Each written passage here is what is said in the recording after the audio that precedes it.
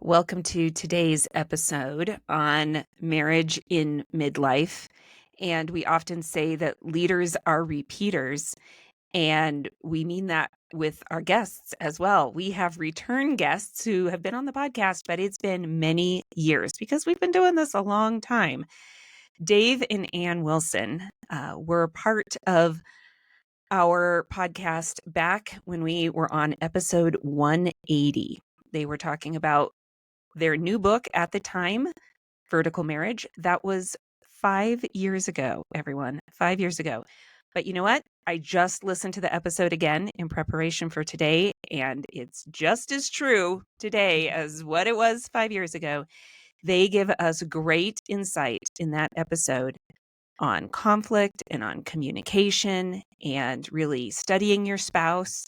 And so I encourage you, whether it's right now, you push pause on this, or when this episode is done, to go over and listen to episode 180 because they offer such rich encouragement and honesty and humor in that episode.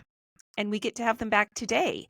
And Dave and Ann today are hosts of Family Life Today, a radio program and a podcast. And they have been married for over 38 years. And 33 of those have been spent teaching and mentoring couples and parents across the country. So listen, this is the sense I get from them. There is no marriage story that is going to shock them. They have heard people's pain. They have heard people's reality. And they are here to speak to us right where we are. And we have asked them to come and speak specifically around midlife, because that's where we are here at Our Time to Rise. This is a time for many marriages where we are experiencing new stressors together, or maybe we're experiencing new tensions between us, and we want to love each other well. And that is our goal. So as we have this conversation with Dave and Ann, know that they know what it is to experience pain in marriage, but they also have heard so many stories and have offered counsel to so many people that we get the benefit of their counsel today. They also have 3 grown sons and 3 daughters-in-law and a growing number of grandchildren. Did you say 7, Dave? Is that what 7 in our conversation before we started recording? So we are going to jump right into this conversation. Welcome, Ann and Dave Wilson, to the Our Time to Rise podcast. Thanks for having us. Great to be with you, all of you. Oh, thank you. Well, I know this is a group conversation, if you will. Yeah. The 3 of us are talking, but hundreds of women around the country are going to be listening to this the week that it drops, and then for months later. So let's just start with the basics of marriage in midlife. What do you see as the unique challenges for marriages at this phase of life? I don't know who's going to go first because I don't know what Ann's going to say. I don't know what you're going to say either. Go ahead. Well, I'll just say this. I think I've been surprised. I think we all think, at least I did, when the kids leave, now we're going to just kind of, it's going to be easy. We're just going to sail by and into this new stage of life. And man, as you said, there are so many stressors. Parents aging for us, my parents, that is a thing. It's hard. It's sad. There's a grieving process, a lament in it. It's exhausting. And at the same time, there's that piece of you is like, I don't know how much time I have, but it's really hard too. And then our kids are all launching into all these new things and new ideas. And I think it was way harder than I realized. I remember thinking when my parents were our age, like, what do you guys have going on? How hard is life? You're not doing anything.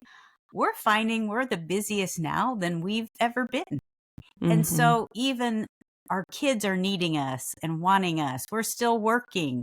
So it has not been easy. And we have a really good marriage, but there's so many transitions that we're figuring that out and each other out. And what are we doing now? Because for me, I felt so much of my passion was in raising the kids. Like Mhm. at first I was thinking, I have no life. I have no life. And then I was thinking, these guys are my life. Like, this is an amazing thing that we get to have these incredible kids, launching them, marriages, graduation. And then I think it can feel like, now what? Now what are we doing? What would you say? Yeah, I mean, my thought initially was marriage and midlife. Like Ann said, it's harder than I thought. And I think keeping the spark Yeah. is hard. Mhm. It was hard when you had little toddlers running around the house. But then you had somebody to blame. They're right in front of you. You're really Mhm. busy. It's chaotic. Then you got sports leagues and school. And then they leave and you think, okay, this will be easy now. And it's still work. You've got to do all the things that we say at any season in your life to keep the spark alive. You've got to date. You've got to communicate. You've got to be creative. You've got to, put intentional time to cultivate this relationship. It doesn't just run on autopilot. It still needs a lot of work. Maintenance. Yeah, it really does. And so it's easy for me as a husband just to go, we're good, right? Just, Mhm. just tell me we're good. I don't want to hear you say, I want more of you. And she does. And I do. And it's like, we can't coast. You just can't coast. There's no coasting. It's gonna require work, and the work is worth it, and the spark can be there, and the infatuation and the romance can still be alive in your marriage, but it doesn't just happen. It is hard work. And the thing you underestimate, I think, is the kids are now grown. For us anyway, they're grown and out of the house and they have kids. And you think, well, the stress of raising kids is gone, and it isn't. Mhm. You're still laying in bed at night worrying about your adult kids Yes. now, I think and that's harder, the issues honestly. are even bigger because the decisions they're making are not about what toy. It's life changing, and And it's we their have kids. conflict about that, of Yeah. how to deal with that. I was just Mhm. thinking, our friends just launched, they have 6 kids, so they just launched their last one last year. And the husband is like pumped out of his mind. Like, this is going to be amazing. We're going to travel. You're going to love me. We're going to have sex all the time. She's crying every day. Every day Mhm. she is crying because she's like, I don't even know who I am. I can't Mhm. even remember my gifts, my passions, my strengths. And so they're floundering because they're just on different pages of the whole process. Yeah, I've seen and experienced what I feel like is this stereotype sometimes of the midlife crisis of Mm. you recognize maybe your own mortality in a Yeah. new way as you're experiencing your parents aging and thinking I didn't really ever picture them Mm. operating with these deficiencies that they are now, and that's going to be me, and my body's changing, so that's a reminder that I'm aging and I'm not going to live forever. And then our kids are leaving, and it's like I have this new understanding Mm. of all of these adults I remember from my childhood who kind of didn't deal with it in the healthiest way. And Yes. so we want to deal with it in a healthy way, but I describe it as kind of the ground moving Mm. under us and we're trying to gain our footing. Yeah. And the life quakes that happen can be more significant for some than for Mm. others. Yeah. Um, so let's talk for a second about loss, Mm. because you mentioned kids leaving. And this fall, our second out of 4 kids left for college. So now we, during the school year, have 2 at home and 2 away. And I already am feeling that, wait a minute, I don't Yeah. know who I am with 2 kids at home. Mm. And I'm still doing the same work, still doing the same job, still married to the same person. But all of these other elements of my life feel like they are changing. And that's one of them. Um, our bodies can be presenting us with problems we never thought possible. We mentioned parents. Job loss can feel Mm. significant at this phase of life when we have a lot of big expenses Yes. in caring for people. So, how can we, as couples, support each other if we're both overwhelmed with Mm. the daily stressors of life? Yeah. and maybe even the more acute stressors as we're helping our parents or our extended family with crises of the day. Hmm. I mean, my first thought is you got to talk. Mhm. These are issues that you're both carrying. And I mean, again, life can still be super busy at this time. You got to figure out a way to put it on the calendar to say, we need to communicate. How are you feeling? What's going on? I underestimated the weight that Anne carried. And I think all moms carry this with their kids. Like, they are a part of, they're just not her kids. They're an extension of her. And so they're gone. You have two gone and two home. There's a part of you that walked out and you feel Mhm. different and less. I'm not saying we don't feel that as much as men, because we're all different as well, and some would feel it more. I did not feel it like Ann did. I was like, good. This is what we're supposed to do. We launched them. That's our job. They're mature men and they're making good decisions. Good for them. I'm almost like, okay, how you doing? Let's go. And she's like, oh, I'm depressed. I Mhm. can't believe they're gone. I'm like, yeah, I know, it's great. Let's go. And Dave would see that as a reflection of him. Like, what? Am I not enough? Like, remember? Yeah. Remember our Mm. relationship? And Yeah. there's a part of me that's like, yeah, you don't feel like enough right now to me. Mhm. So I know that's super honest, but I think we can feel that because every single relationship can drift. And man, when those stressors come into any relationship, we can drift apart. I was just thinking about how we started the program. Like, we just went deep super quick in Mhm. terms of, this is what I'm feeling. This is hard. If we had that conversation with our spouse, that would be so helpful. Mm. I think that is what you said, Dave, is really important. But here's what I think would be better for Dave than just to sit down one-on-one, face-to-face. Because sometimes he would feel like, oh, I'm not enough. I'm going to fail you again. This is because maybe because I've blamed him in the past for things. He's like, oh no. If we have to sit down and talk about it, it's kind of, Here it comes again. yeah. Yeah, it's Just, I bad news. failed. yeah. Yeah. Mhm. So I think what I would do now and what we've been doing is, it's easy because there's so many busy, hard things going on. We stop having fun Mhm. and we stop doing things that are fun. Like, I hate golf. I'm just going to say I do not like golf, but Dave loves it. And finally, after all these years, I thought, I need to play golf. I Mhm. just need to, or even for a while, I would just ride in the cart. But there's something for, I think, especially women are like this too, but especially men, there's something about just being side shoulder to shoulder with them, talking, playing, doing stuff that you can go into those conversations gradually, but they can go deep.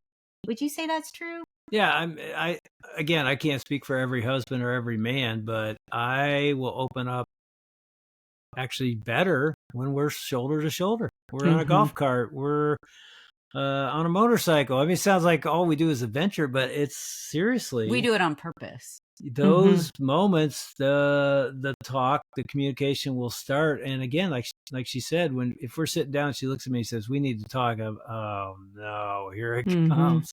Doesn't mean we don't talk, and I know we have to, But if I start this conversation like, I'm struggling, this has nothing to do about you or your lack of. right. Mhm. I could start like that just to share what I'm feeling. Now, if it does have to do with him, that's different. But just to let Dave off the hook, to start with yourself, to say, this is my deal right now. I'm not sure even, I've had all these dreams and I put them on a shelf. Do I have time to even, or time for length of life, but also just time in my day to ever live these out, and to ask that question, what are your dreams now? There's so many great questions we can ask each other, because we're finding this phase of life as being one of the most productive in ministry, Mhm. the most fun, the most exhausting. The Mhm. aging parents thing, man, that was hard, really hard. Really hard. I've lost both of my parents now, but it's Mhm. just exhausting and Yeah, emotional. it is. It is an emotional thing that I'm not sure we talk that much about. Yeah, I don't I either. feel like we do talk some about kids leaving and that Mhm. grief. And I have heard and experienced the surprise Yeah. of the grief of aging parents and the role reversal that happens a little bit. Mm. I do wonder when you talk about that side by side, and you said it sounds like we're always on an adventure. I mean, that's fun, and adventure is good together. And that could also probably be accomplished going on a walk or Right. making dinner Exactly. together Right. or Yes. working in the yard or Yes. whatever task you're doing together, that could be an opportunity for conversation time.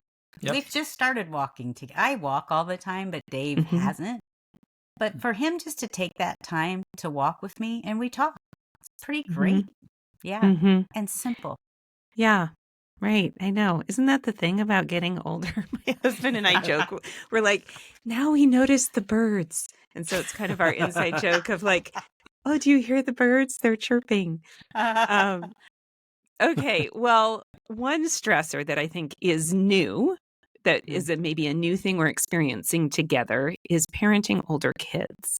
Yeah. And I know you all have taught and counseled on parenting as well. But for people who are experiencing some stress around parenting teenagers or young adults, how do you suggest that we come together for that? And what if we have different approaches? Because as you mentioned, the things that they're dealing with can be really big things with big Yeah. consequences and Yeah. big real life implications. And one parent may say, you know, they're of the age where this is their choice and we just need to let it go and be here when they need us. And another parent may say, no, I think we still are at a point where we need to intervene in this young person's life. Yeah. How do you counsel people that maybe approach things differently? Well, we do. We definitely have a different approach where and maybe it's my mama heart that I'm in it. I'm feeling it. What's the quote? You're only doing as well as the Your child saddest that's. child? Yeah. Yes, that's it. Hmm. Yeah. I think that's really true, especially for moms. We just carry it, pray about it. And so that is Dave and I. Dave is like, hey, man, they're going to learn. They're going to learn through this. I'm like, but we have to measure the consequence. You know what I mean? Like, is it going to be so bad that it's going to change the trajectory of their life? That kind of thing. Yeah, and you know, it's obviously different when they're a middle school teenager, Yeah. even Hmm. college, and now we're parenting adult kids, which means 30s. we're not parenting them. We're Hmm. done, Yeah. but we are. You know, we're still involved in their life. I love Jim Davis's book on adult kids. I think it's Keep Your Mouth Shut And the and doormat. leave the welcome mat Yeah. out. You know, and it's like don't give advice unless asked, and that is how we've lived It's with awful. adult kids. It's so hard because you see and you want to tell them, and it doesn't go well when you do. They just gotta. Hmm. They're adults and they're gonna make mistakes and do it different, and sometimes they do it better than we would have told them. But even let's say, like, I remember one of our sons was going on their high school senior trip, and they were in a public school, and so they're going to Mexico, and we're like, oh man, you know your kids, and you know how they're doing, you know how they're going to stand against something, and this kid Or was, not. yeah, this kid was Hmm. not in a good place, Hmm. and so we're thinking consequences. Long term. And so we both decided together, like, this is probably not going to be great if he goes on this trip. And man, just to talk about it together of what we think, and sometimes we didn't always agree, but to have that conversation, to think through the consequences of the future, how will we approach them and share, like, hey, we're not going to go on this trip. We ended up doing a cruise with one of his buddies, and that was really fun. But he was so mad at us. I mean, do you remember? Yep. You guys don't trust me. You and just yelling. I am a great kid. We know you're a great kid. Well, then you should let me go. And it's so funny. Probably 10 years later, he goes, thank you for not letting me be on that trip. Because the stuff that went down, I would have been all in that. Because I wasn't where I needed to be spiritually to handle that kind of temptation. What else would you say, Dave? So that was a great trip. I mean, it was a creative alternative. Hmm. And I think he would say now, yeah, that was he had a blast with his buddy. We were there, but we were we're on a cruise ship. Do whatever you want. But it was a controlled environment, so a lot better way to go. So I just think, again, you got to talk a lot, because when our boys were teenagers, I tended to be, let them fall. I'd rather them fall while they're under our roof and we can be part of the rehabilitation and reconstruction part rather than later. And Anne was more, I don't want them to fall. And she was right. And I was wrong. No, and there were times I was right Yeah, I and was she gonna was say. wrong. So it was a balance, but we had to talk, because I'd be like, it's going to be okay. They're going to have to learn this lesson. And there are others like, the consequences are too big. We're going to have to catch this fall before they fall. And she was right about that. But I think today, because the issues at hand are different than even when our kids were going through school, we have got to communicate as a family what's going on at the dinner table. And to ask them questions. You're not preaching with teenagers. You're asking them questions because a lot of their moral compass has been formed. They already know what you think. So to ask those questions of, what do you guys think of abortion? What do you think the Bible conveys? What do you think of same-sex marriage?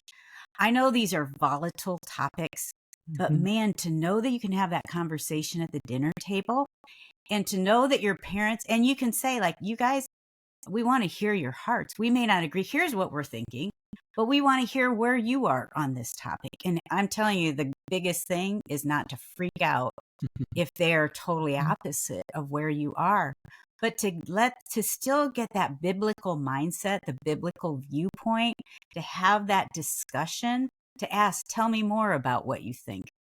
That shows respect for your kids, their ideas. You might not agree with them at all, but at least it opens the table to have the discussion and to hear their hearts. And I wouldn't say it's a little thing, but Anne said have the conversation at the dinner table. I'd say have dinner together.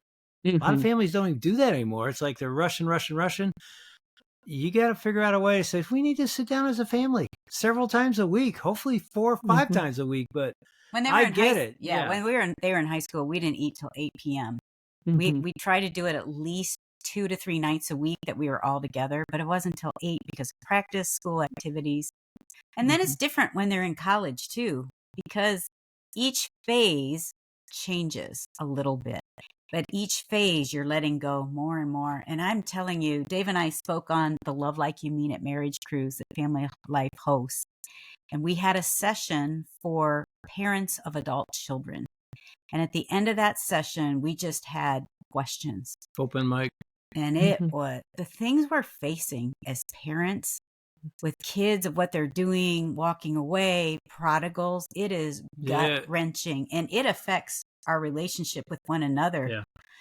And it's really, I think that's one of the hardest phases to walk through. And even politically, our kids can be so opposite. We've got some kids that one of our sons is very opposite of where we stand. And to know how to even have that conversation is really tricky. Yeah. And then if the two of you also might approach things differently. Yes. One of you might be a little more like, okay, bring it. Let's have this.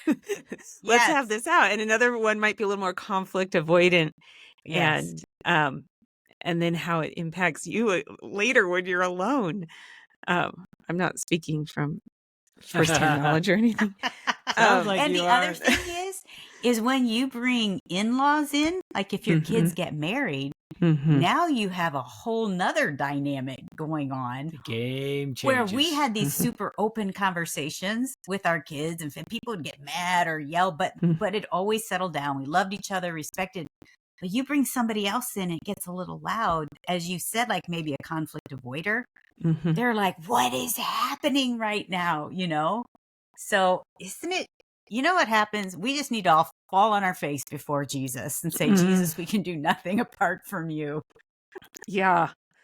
Well, it's true. The other day, my husband and I were driving to a flag football game. So we have 4 girls. And our third is a freshman in high school, and she's playing flag football. It's a new sport in Colorado this year. Yeah, our granddaughter, who's 10, she's going to be 10, is playing flag football in Colorado this year. Yes. So we're all about the girls flag football. But it was just us in the car. I mean, how many years have we gone to sports games where we've had like 4 other kids in the car, Yes. either because we're taking players or little sisters, but it just made me realize we got there early and it was just us.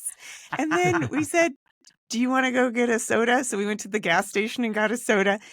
But it felt like this moment because it was, a week after we dropped our daughter off at college. But like this is starting to be the new phase of our life where we have more time, just the two of us. Yeah. And I think for a lot of couples, when that happens, they've been so distracted by the busy of kids that they are then at a point where they're back facing each other, and it can be hard. Can you speak to that couple that maybe is now facing a lot of quiet time alone and struggling with how to move forward? Why are you laughing? I think because I have so many friends and we've all faced that. Where you can look like, I don't even know you, or I don't even like you, or I don't even know how to have a conversation with you, especially if you haven't been pouring into, or I shouldn't say pouring, investing some time into making your relationship healthy, then you are going to drift. And you could feel like he's not even the same man I married. I'm going to clue for all of us. We're changing constantly. And so your husband, your wife is totally different probably than they used to be and will continue to change. And that's covenant. That's like God has called us to love in sickness and health, in whether our kids are in the house or out of the house. And so it's learning to know each other and who this new person is. Like, gosh, I think I need to get to know you all over again. And so to ask those questions, as we said earlier, what would you say to all that? I mean, I think for me, the struggle was, I don't think she's changed a lot from what I've seen, but I think she loves the kids more than me. I think it was that. And then we've had conversations now about the grandkids. I feel like she would do anything in the world at the drop of a hat. If there's a need in any one of our grandkids, see you later, I'm going. And I'd be like, hey, I'm like, you're fine. I'm over here. It's like we have more time together because we have no kids in the house anymore. But it doesn't feel like I'm really a priority. And I know I am. And it's totally flipped, because when our kids were younger, yeah, she felt it. Dave is just out. He's grinding. He's doing stuff. I'm like, hello. And now it's the opposite. I'm like, see ya, I'm going to go help them or do this or that. And you feel left out. Yeah. And again, we've said it several times, but man, we had to talk. It's like, I don't feel important. I mean, I know I am, but I think I'm easy. You're good. You are easy. And they need me. You don't need me. And I'm like, I do need you. I want you. So that's been part of our struggle in this phase, at least maybe my struggle more than yours, is I want to be wanted and needed like I was 40 years ago. But I also, when she says I'm feeling what she felt when I was grinding at the job and I was traveling and doing a lot of things to provide for the family, she felt left behind. I get it. And I know that's what our book was about. She felt like she wasn't even seen. I was planting this church and blah, blah, blah. And so I feel what that feels like. And that makes me go, okay, I understand it. You understand it. Let's turn our eyes toward one another and let's, like we started this conversation, let's rekindle this, because the flame can go out, or it can at least go way down, and it's got to be stoked. And the grandkids matter, and our kids matter, and what they're doing matters. But this is still the priority of all the relationships in our life, second to our relationship with Jesus. So I think too, let's do it. Let's make this great, even in middle age. Let's make this awesome. Yeah. And even our kids, they want to see that. I think one of the things, I was just thinking, like we did, like the other day, we just hugged in front of like a little 3 and 5-year-old, some of our grandkids, and they watched us and they're like, oh, and just like our kids used to, they just kind of huddle up and want to hug too. And I think it'd be great just to have conversations. Like, here's one of the things that brings intimacy in my mind: praying together.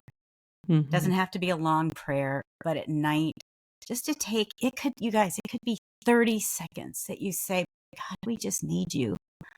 And hold hands. We need you for our kids. We help us to connect, help us to see one another, to love one another, to encourage one another. Use your phone. We're on our phones. We're scrolling so much. Text your husband.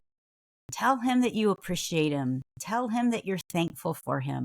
Just little things, because we pour into our kids, our jobs, all these other things. But just to make deposits into our relationship, we can do that easily every single day, but it just takes intentionality. Mm-hmm. Yeah, that idea of I need you to need me is probably pretty core for anyone, man or woman. Yep. And so if we can say that to each other, not just I need you, but I appreciate you, I'm grateful for you, that feels like it's things we can do now if our kids are still at home that will be fruitful when we do have even more time, when it's just the two of us. You don't want me to grab the guitar, do you, and go, I want you to want me. Yeah, That's, exactly. I mean, that line in that The song anthem. is so epic, but I think it resonates because we're like, we all do want that. Yeah. We all want that. Our kids want that from us. We want that from them. We want it from our spouse. And even what does it's that look like practically speaking? Yeah, what's that look like? How's that feel? And it's okay to say that out loud. Like, that's not a bad thing. I mean, it sounds dysfunctional and codependent and insecure, but if it's said in a loving way, it's like, I really do want to be wanted by you.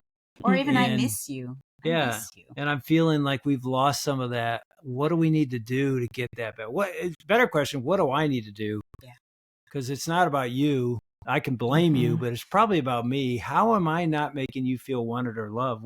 Help me. I want to do that, and it's vice versa. I think a really good question too to ask one another. We just talked about this today on Family Life Today. Is to ask the question like, "What's the heaviest thing you're carrying right now in your life?" That drops us into a level 5 of a deeper conversation of what's heavy. I told Dave, like back in our younger years, if he would have asked me that, I would have cried. Like, wait, I need to talk about this. Because nobody was asking her. Yeah. Including her husband. So, but just know that we're partners. What's the heaviest thing? And then the follow-up question would be good. Is there anything I can do to help relieve the weight of the heaviness? And it's simple, but it's also very intimate. Yeah. And in a phase of life where we have multiple stressors, sometimes we have to talk a lot about one of them just because of a practicality of figuring things out, that we don't recognize that maybe one that's not talked about as much is actually weighing heavier as a stressor. So that is a really good question. Even if it seems obvious to bring it up. Yeah. What if, this is not going to hit for everyone that's listening, but I think for some of our listeners, what if along the way trust has been broken in a marriage and you are looking at each other with more intention these days? You don't have as many things distracting you. And so maybe even it's something that you thought you worked through years ago, but it's resurfacing because you have more time to think about it and feel it. How do you advise couples to move forward if that wound is open? Boy, I mean, again, my first thought is you got to talk about it. Don't hide it. If I'm feeling lack of trust, if I'm struggling trusting you, and again, it could have been decades ago that trust was broken, you can't keep that as a secret because that leads to bitterness and resentment and a wall between you. And you may not, if you don't bring it out, it's just going to fester. It's like it spreads too. Anything kept in the dark wins. You bring it into the light, and Jesus can start to work and heal. So I think you gotta say what you're feeling if it's really true. And then I think we all know this, but trust is broken in a second, and it's rebuilt over years. It doesn't get rebuilt in a second. It's like a tower of blocks. You knock it over in a second, and it's shattered and it may take hours to put that whole thing back together. I think you got to rebuild trust. So it's on the one who betrayed their spouse. It's on you. You've got to earn her or his trust back by being trustworthy. You don't give trust to people, they earn it. And so the same thing's true in a marriage, I think. And it may take years. You may get it and then lose it again. Like you just said, you may be, now the kids are gone and I'm feeling You're triggered. I've lost it again. Mhm. So it's like, how do I win back your trust? Because I'm a different man. I'm a different woman than I was when I broke your trust. But I can't expect you just to believe that. I've got to prove it. So prove it. Deborah Fileta calls it sore spots. Mhm. That you're triggered and it creates this like tenderness, like ouch. It's being triggered. And even because I've had sexual abuse, I really thought, okay, I'm healed. I'm good. Mhm. And then I get into this next era and like, wait, something's resurfacing. And God is gracious not to sometimes just dump all the pain on us all at once. That sometimes it comes and heals in layers. And so if you feel triggered or something flashes back up, like lack of trust or something that happened, I think it's God's sweet grace of saying, hey, it's time to look at this again because there's some more healing to do. And let's address the wound that's been reopened because it hasn't been totally closed and healed. So let's go back into it. I say counseling is always a good. There's not a person on the face of the earth that couldn't use a counseling session or two. Mhm. And so to bring somebody in for that or just to talk about it, like just to say like, I am struggling again, trusting you. Some of our best friends, she had the affair and he gets every once in a while. He's just triggered by, man, I just flash back what happened. And I think, could it be happening again? And so, but to bring it up, as Dave said, bring it into the light, talk about it. And if you're the spouse that was the one that was offended Or betrayed. to be okay with going there. And also if you're the one that did the betraying, to say, all right, here we go again. Like you don't say, I thought we were over this. I thought you forgave me. No, it's like, okay, there must be another spot that God wants to heal us. And if you get stuck, you need to get a good Christian counselor. Yeah. You really do. We've used therapy. It's life-changing. I mean, A Christian honestly, therapist. I wish I'd have done it in my 30s. Me too. And we did it later. And my therapist said, because I said to him, I should have been here 20 years ago. He goes, well, you're here now. Let's go. You know, you can make changes at any stage. It doesn't matter what age. Let's do it now. So I know for a lot of Christians, they think all I need is God. And that's true. I agree. But he uses people, and he uses wise people that he's gifted with abilities to see things we may not be able to see and identify things.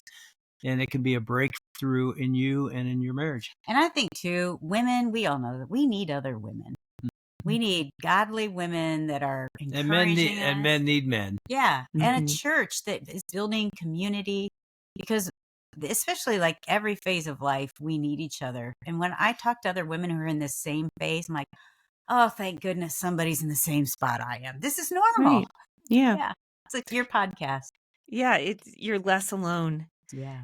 And I do think loss and grief can trigger past grief. Oh, totally. And so for people who are experiencing loss in certain areas of their life, it may bring up loss in their marriage that they thought they had worked through. And I really love what you said, Anne, that it may be God's grace that he didn't give it to us all at once to work through, but over time. And that is a paradigm shift for me, because I know sometimes I think, God, I thought I was over this. I thought I was done here.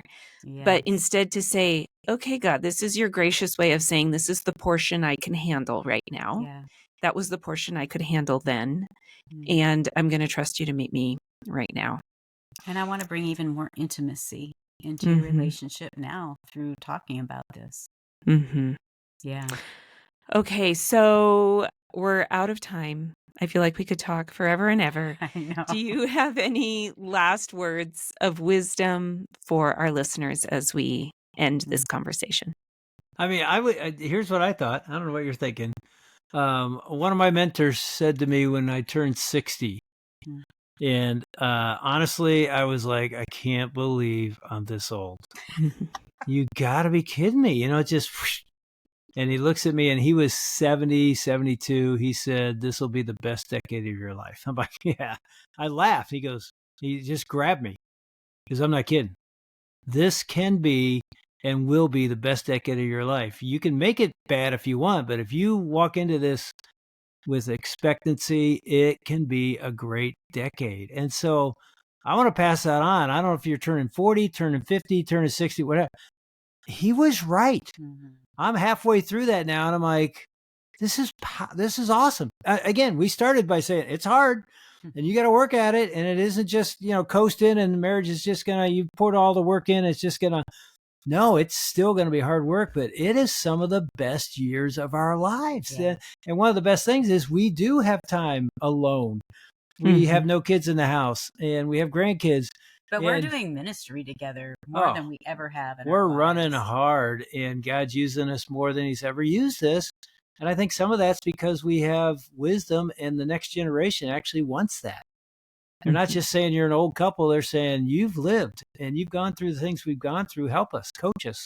And I will add on to that is just that I'm around a lot of younger women, 30s and under, and they are desperate for women that are seasoned, that have gone through some things to help them.